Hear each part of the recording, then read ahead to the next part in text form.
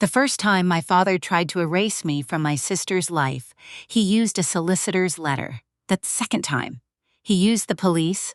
The third time, he stood in a family courtroom in Manchester and swore that no one knew his 13-year-old daughter better than he did. My barrister asked him one question.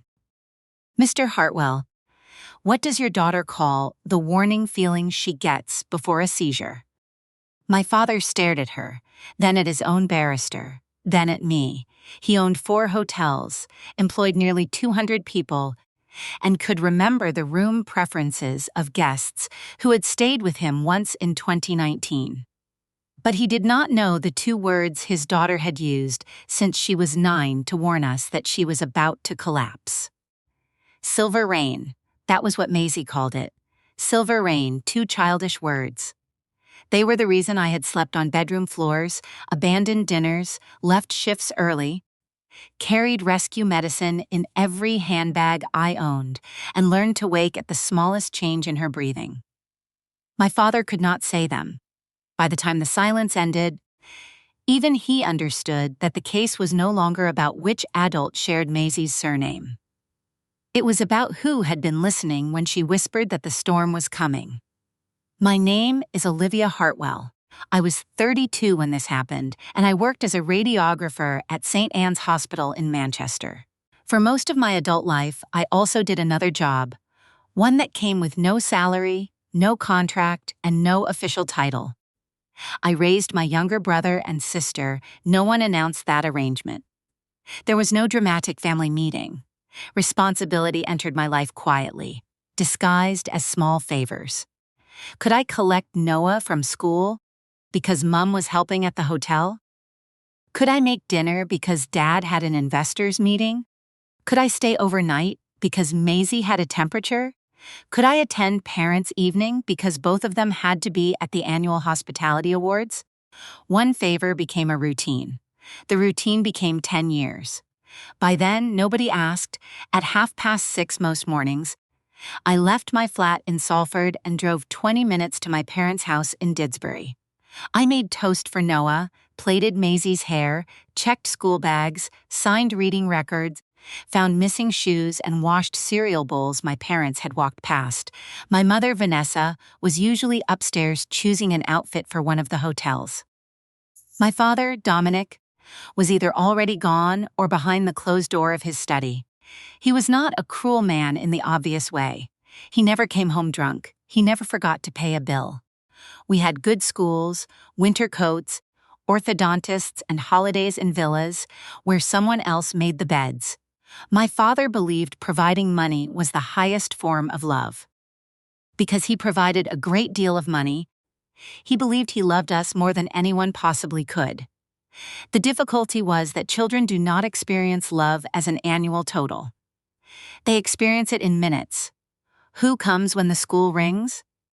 Who remembers that the costume is needed on Thursday? Who knows why the child has stopped speaking at the dinner table? Who sits beside the bed at 3 in the morning? In our family, the answer was usually me. Noah was 8 when I taught him to swim after Dad missed 6 promised Saturdays. Maisie was 5 when she started calling my flat the little home. My mother laughed the first time she heard it. "How sweet," she said.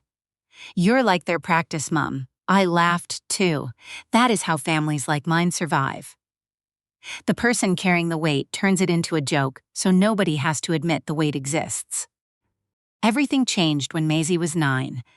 She was at my flat on a rainy Sunday afternoon, sitting cross-legged on the rug and making a paper town for a school project.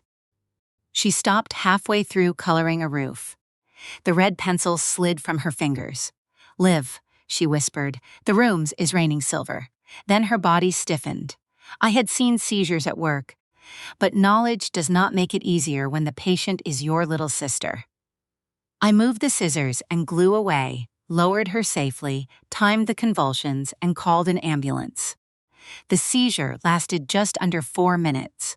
It felt like an entire childhood. At the hospital, tests eventually led to a diagnosis of focal epilepsy with secondary generalized seizures. The consultant explained medication, triggers, rescue treatment, and safety planning. My parents arrived 5 hours later from a hotel launch in Leeds. Dad walked into the ward still wearing a navy dinner jacket. He kissed Maisie's forehead, asked whether the hospital had a private room, and took a photograph of himself holding her hand. Mum posted it online with a caption about family strength. They left before the epilepsy nurse arrived the next morning. I stayed. That week, I bought an orange hardback notebook from a stationer near the hospital. I wrote seizure diary on the first page. Every episode went into it: date, time, duration, possible trigger, medication, recovery, and anything Maisie remembered. On good days, she decorated the pages with stars. On bad days, my handwriting shook. I learned that lack of sleep was a trigger. Flashing lights could be a trigger. Missing a dose could be disastrous.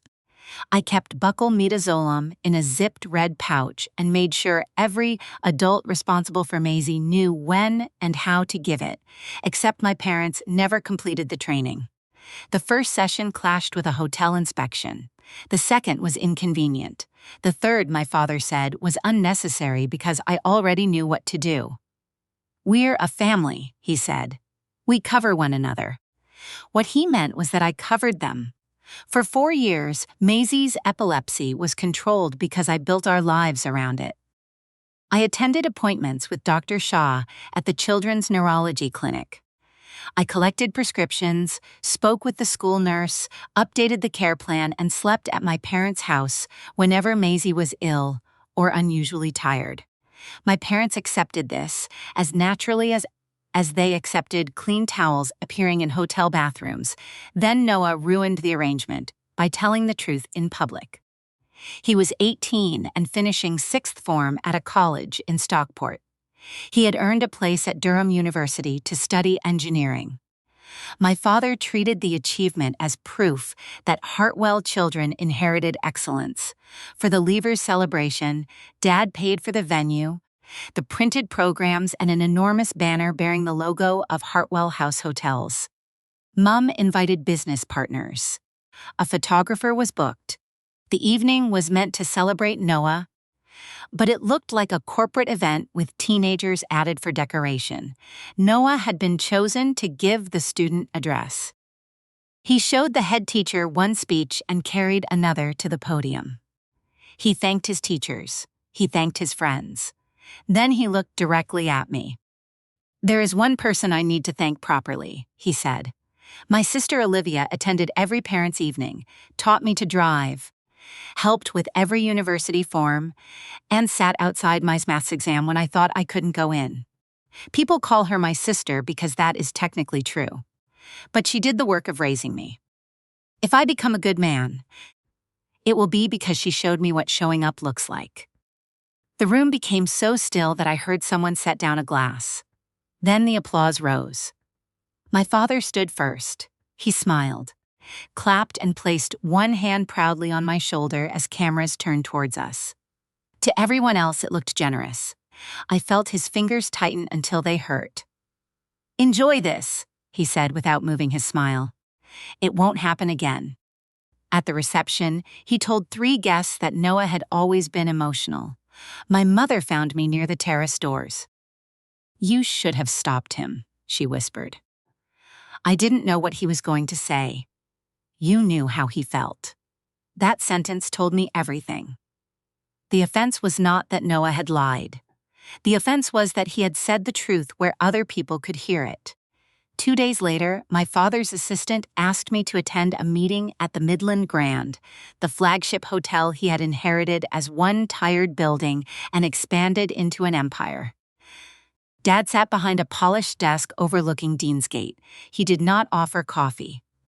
"Your involvement with Maisie has become unhealthy," he said. I almost laughed. "Her neurology appointment is next Wednesday. Your mother will handle it. Does Mum know the medication is being adjusted?" His mouth hardened. "You see? This is exactly the problem. You speak as if she belongs to you. I speak as if someone needs to know." He leaned forward. "You are her sister, Olivia. Nothing more." Learn the boundary. I asked who would update the seizure diary. Who would check the evening dose? Who would collect her if the school saw the signs of an aura? He slid a key across the desk. It was the spare key to my parents' house, the one I had used for a decade. Leave it. When I did not move, he added, if you collect Maisie from school or enter our house again, I'll report you to the police. I put the key on his desk. You're punishing a child because people applauded me. For the first time, his expression changed. I am correcting a story.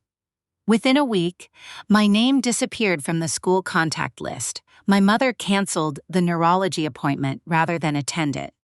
Dad drove Maisie to school for 4 mornings in his most expensive car, always at the busiest time. A family photograph appeared on the hotel website under the words, "Our values begin at home." On the 5th morning, a driver took her.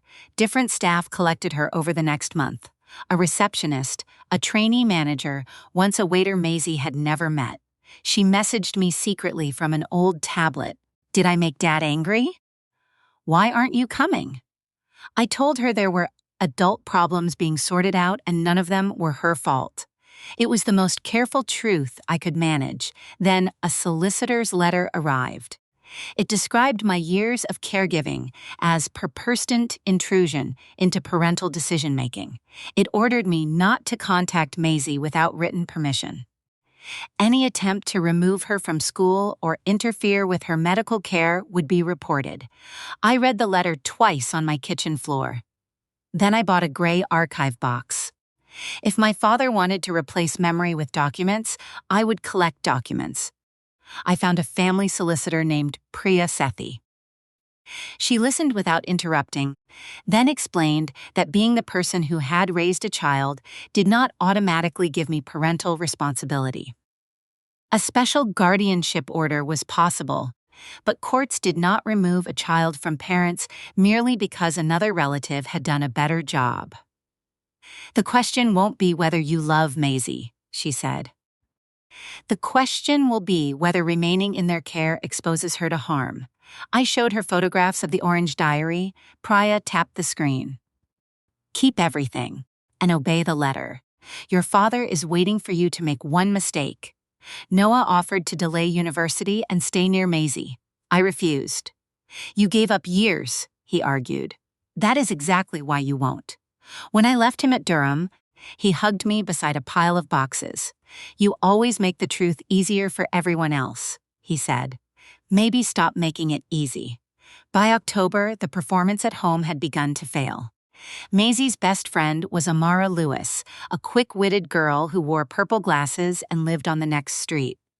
Amara's mother, Rachel, sometimes sent me quiet updates. Maisie had been falling asleep in class. The school had no replacement rescue medicine because the old pack had expired. She had missed another neurology review. I called my mother. Please check the red pouch, I said. The medicine at school is out of date. Dad took the phone from her. You have been warned. This isn't about the warning. Everything is about the warning now. The line went dead. I made a safeguarding referral. A social worker visited.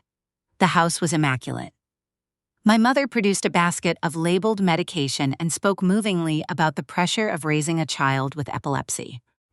Dad showed the social worker a bedroom they had redecorated for Maisie. The case was closed with advice. 2 weeks later, my hospital manager called me into an office. Someone had accused me of accessing Maisie's records without authorization. I had never done it. The electronic audit proved that. But for 9 days, I was investigated. My access was restricted, and every colleague who saw me leaving the manager's office knew something was wrong. That was when I understood my father was prepared to destroy my career to protect his version of the family. That night, I nearly surrendered. Then Maisie sent me a voice message. Her words were slurred with exhaustion. Liv, I had silver rain twice today. Mom says I'm worrying because you taught me to worry. Should I take another tablet? I called her immediately and told her not to change her dose. I told her to go downstairs and wake Mom. She whispered that Mom and Dad were at a charity dinner and a hotel employee was in the house. 3 days later, Rachel met me in a supermarket car park. She handed me a plastic carrier bag. Inside was the orange seizure diary. Maisie had given it to Amara at school. She said you would understand. Rachel told me. At first the diary looked familiar. Years of careful entries in my handwriting, with Maisie's stars in the margins. Then, after the date my key was taken, the pages changed. There were gaps lasting weeks. When entries appeared, they were in Maisie's handwriting. Monday. Silver rain in science. Didn't tell because Dad says school makes drama. Thursday 1:17 a.m. woke on floor, bit tongue. Cleaned blood Saturday. Missed night tablets. Mum said take 2 in morning.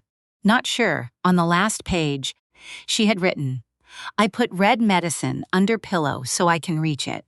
A child should not sleep with emergency medicine under her pillow because she believes nobody will hear her fall. I photographed every page. Then I began building a second record, school emails, clinic attendance sheets, prescription collection records, care plans bearing my signature, messages from my mother asking me to stay overnight, photographs from appointments, assemblies, and hospital corridors. 10 years of ordinary presence. I labeled the box. WYO came. Before using it, I tried once more to reach my mother. We met in a quiet cafe in Chorlton. I placed copies of the diary pages in front of her. Mum barely looked.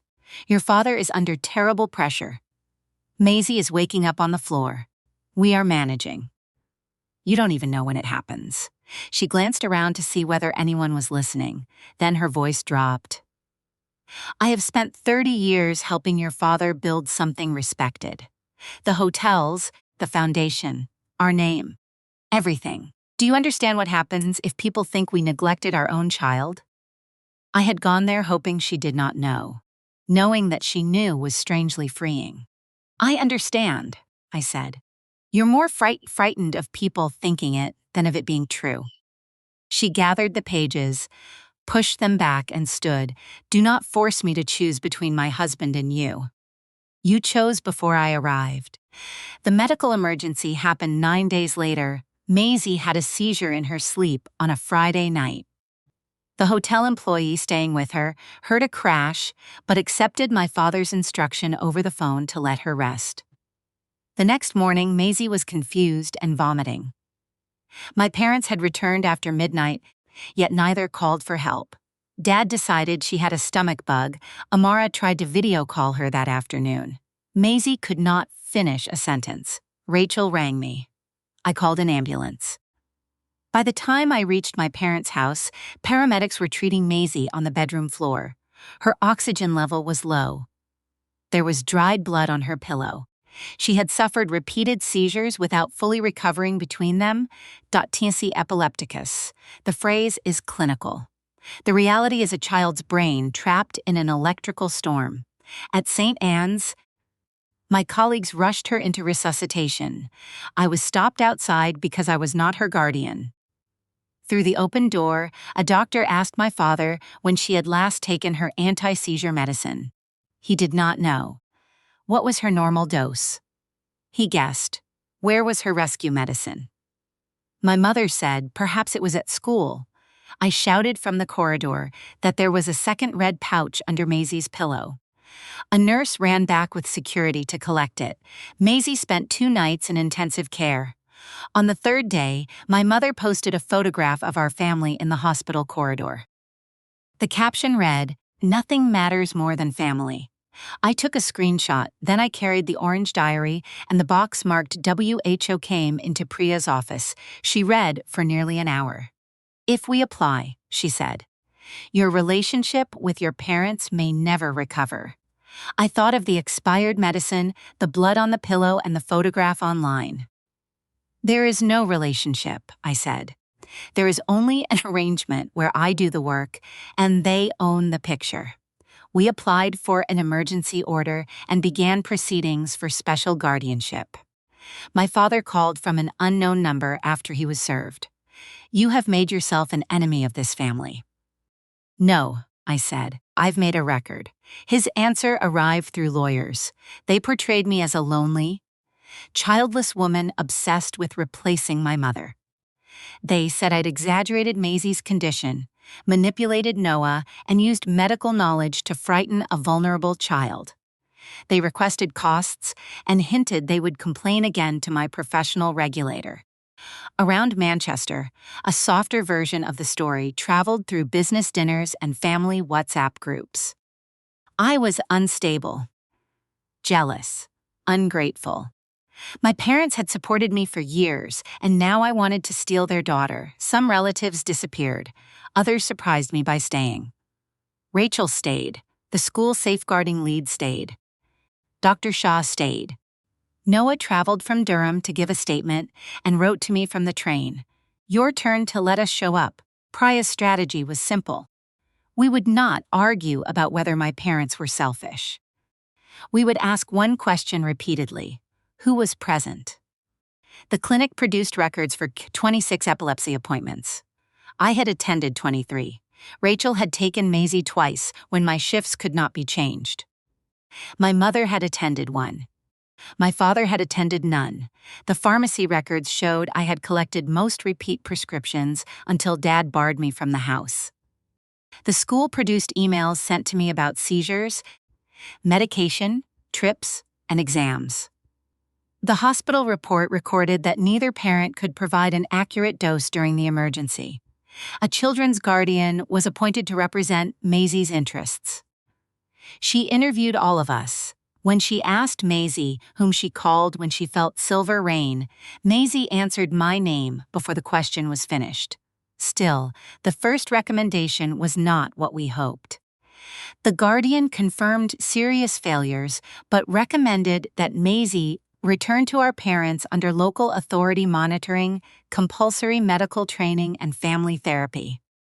Courts prefer to support parents where possible. Priya had warned me. "We can continue," she said, "but we can't promise the outcome." Then my father's lawyers offered a deal. Maisie could live with me immediately. My parents would pay generous monthly support and allow me to manage school and medical appointments. In return, I would withdraw the application and sign a statement saying no neglect had occurred and that the dispute resulted from misunderstandings caused by my emotional involvement. I could have Maisie in my home by Friday, but I would have no parental responsibility. My father could reverse the arrangement whenever he wanted, and my signed denial would become evidence against me if I ever returned to court. They gave me one night to decide. I sat at my kitchen table with the orange diary open to the line about blood on the pillow. For 10 years, I had protected Noah and Maisie by hiding every gap. I made lunches so teachers did not wonder. I attended appointments and told receptionists my parents were busy. I solved each emergency before outsiders saw it. My caregiving had kept the children safe. My silence had kept my parents powerful. The settlement asked me to do both forever. At midnight, I called Noah. "What if I refuse and lose?" He was quiet. "Then Maisie will still know you told the truth when it cost you something. Right now, Mom and Dad are counting on everyone loving her only when it's convenient." I called Priya. "Reject it," I said. "We go to court." At the final hearing, I testified first. I admitted that I had helped conceal the problem. I had signed forms, covered missed appointments, and invented respectable excuses. I had been so determined that Noah and Maisie would never feel abandoned that I prevented anyone else from seeing they had been abandoned. My father's barrister seized on it. "So you deliberately placed yourself between these children and their parents?" "No," I said. I stood where their parents repeatedly failed to stand. Then the documents came, 23 clinic signatures, years of school emails, prescription collections, the diary, the ambulance report, the intensive care notes. Dr. Shah testified that he had treated Maisie for 4 years and had met me more than 20 times. "How often had you met Mr. Hartwell before the emergency admission?" Priya asked. "Never." The school's safeguarding lead described calling me during seizures because I was the only adult who knew how Maisie recovered and what frightened her afterward. Rachel described receiving the diary in a carrier bag from two terrified girls. Noah described our childhood without anger. That made it stronger. He listed who attended, who remembered, who came. My father took the witness stand in a charcoal suit. He was compelling because he believed his own defense. He described school fees, holidays, music lessons, the house, the savings accounts, and the private medical insurance. He said his children had lacked nothing. Financially, he was right. Then my barrister stood. What medication does Maisie take each evening? He named the drug, but not the dose. How long does a seizure continue before her emergency medicine should be administered? He said he would call an ambulance and let professionals decide. Where is the care plan kept at school? He did not know. Who is her closest friend? He said. A girl called Amy, I believe. Amara sat behind me, then came the question. Mr. Hartwell, what does your daughter call the warning feeling she gets before a seizure? The courtroom waited. My father's eyes moved towards my mother. She looked down. I don't understand the relevance, he said. She has used the same phrase for 4 years. What is it? His face reddened. I am her father. I don't need to pass a vocabulary test. Before anyone could stop me, I spoke from my seat. It isn't a test. It's a warning. The judge looked at me sharply, and I apologized. But the answer was already in the room. Silver Rain, every teacher knew it. The school nurse knew it. Amara and Rachel knew it. Noah knew it from 200 miles away. Her father did not. The court adjourned for 40 minutes. When we returned, the judge granted the special guardianship order. Maisie would live with me. My parents would have structured contact, expanding only after medical training and family therapy. They would contribute to her support because losing day-to-day authority did not remove financial responsibility. The judge said the decision was not a competition over who loved Maisie more. Love is asserted easily, she said. Care is demonstrated repeatedly. This court must rely on what was demonstrated. Outside, my mother passed me without stopping. You have humiliated us for the rest of our lives, she said. It was the last sentence she spoke to me for 6 months. Maisie was waiting in another room with Rachel and Amara. When I told her she was coming home with me, she did not cheer. She only asked whether she could paint her new bedroom green. Any green except hospital green, I said. Her shoulders relaxed. That small movement meant more than the order in my hand. Life afterward was not a perfect ending. Maisie had nightmares. I worried every time she slept too quietly. Noah felt guilty for being away. My parents attended therapy as if it were another business requirement, arriving on time and speaking carefully. But the ordinary days improved, medication at 8. School at 8:30. Amara at our kitchen table most afternoons. Neurology reviews attended. The orange diary filling again with 2 handwritings instead of 1 frightened child's notes. Months later, I agreed to a joint therapy session. The therapist asked simple questions about Maisie. My mother knew she hated mushrooms. My father knew the name of her form tutor because he had memorized it. Then the therapist asked, Dominic, what is Maisie most afraid of after a seizure? He searched for a safe answer. Hospitals? Pain? Dying? I knew the truth. Maisie feared waking alone and discovering nobody had heard her. My father looked at me. For once, there were no lawyers, employees, cameras, or guests. Just a man confronting the distance between funding a child's life and knowing it. His face collapsed. He cried quietly. I expected victory. I felt grief instead. Grief for the father he might have been, for the child in him who had perhaps learned that money was safer than tenderness. And for all the years none of us could recover. I did not comfort him. I did not punish him either. I let him feel it. Afterward, Maisie was waiting in reception. She looked up from her phone. Amara wants to sleep over. Is that okay? Of course. As we walked to the car, rain began to fall under the streetlights. Maisie held out one hand and watched the drops shine against her skin. Normal rain, she said. Normal Rain, I agreed. People still call me Maisie's sister, and they are not wrong. I am proud to be her sister. But I no longer believe titles tell the whole truth about a family. The truth lives in attendance. It lives in collected prescriptions, answered calls, remembered fears, and chairs pulled close to hospital beds. It lives in knowing the strange phrase a child uses when danger begins. It lives in the ordinary decision to come again tomorrow, even when nobody applauds. My father once ordered me to learn my place. Eventually, I did. My place was not behind him, beneath him, or outside the family photograph. It was the seat he had left empty.